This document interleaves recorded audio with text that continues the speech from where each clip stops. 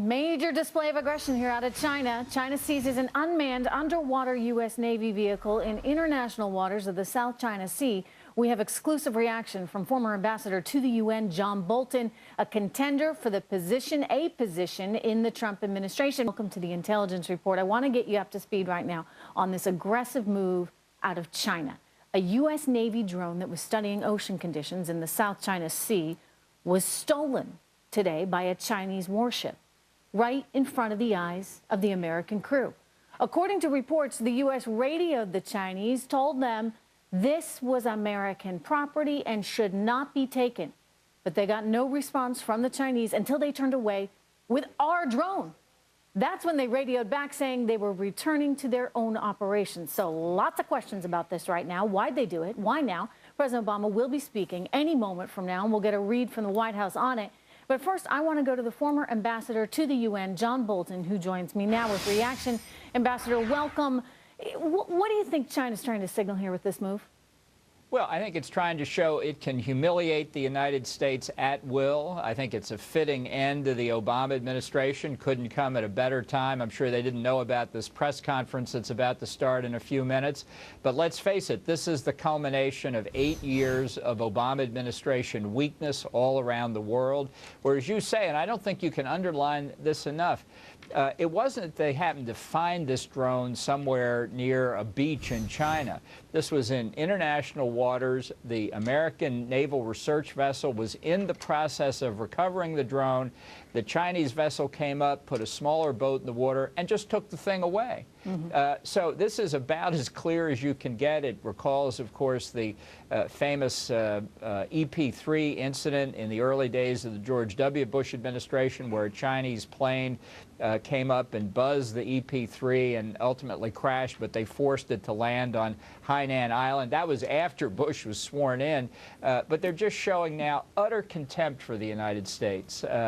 Why did they do it? Because they think they can get away with it. Oh, well, you know, they've only got 34 days, right? I mean, 34 days of this administration.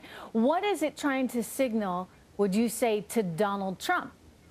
Is this about that call that he made to the Taiwanese president?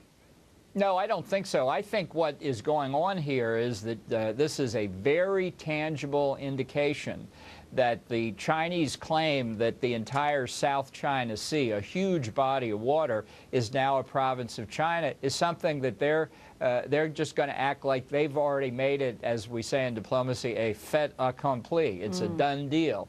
And to signal to Trump that that if he plans to change that, it's going to be a very, very difficult task. Obama has left him in a weak position, not just in the South China Sea, but around the world. And I think China's showing to everybody they can do this with impunity. They can get away with it. It's a thumbing of the nose at Obama and the United States. What do you think President Trump will do in this case?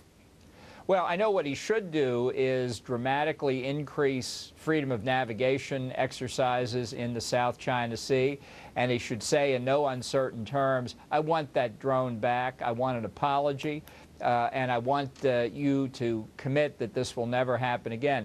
Look, or else this what? is... Ambassador, I mean, you have to be willing to back that up with something, right? Or else what? Well, I think there are a whole series of things we can and should do in the South China Sea in particular, including making it clear that not only are these bases that have been constructed there not going to be expanded, they need to be dismantled. They are illegitimate.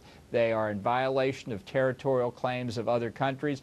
I'm not looking for a conflict here, but the Chinese have to know that the day of doing as they please in the South China Sea is over. It would also, by the way, be nice to have a Navy that's capable of engaging in this kind of operation, something the Obama administration seems to have missed in their order of priorities these past 8 years.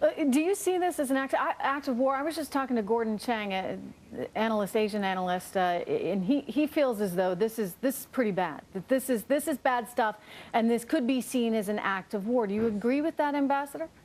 Well, sure, but that doesn't mean you go to war over an act of war. They're doing these things in a kind of escalation to demonstrate that we are weak and incapable of maintaining our claim that these are international waters. So what you have to do is walk that back. You can't do it all at once. We shouldn't underestimate the depth of the hole that the United States is in because of Obama's policies. But you unmistakably have to start getting out of that hole, and that's going to mean taking some actions with respect to China that they find unpleasant. Let's consider another subject that's in the news: hacking of our companies, our government, our private information technology systems. We're all focused on Russia today. Let me tell you, they're in close race with China to see who hacks us the most. And that's got to stop, too. There are a whole range of a lot of things have to stop very quickly. Exactly. Let me just ask you, because your name has been floated, had been floated as a potential Secretary of State. You're still being talked about as someone in the administration. Are you going to be working in the White House? Well, I have no idea, and you know, my plan has been not to comment on it, and I've tried to adhere to that, and I think I'll try and adhere to it again today. All right. Well, we'll leave it there. We'll keep watching for you. Thank you so much, Ambassador Bolton. Good to have you here. Glad All to do right. it.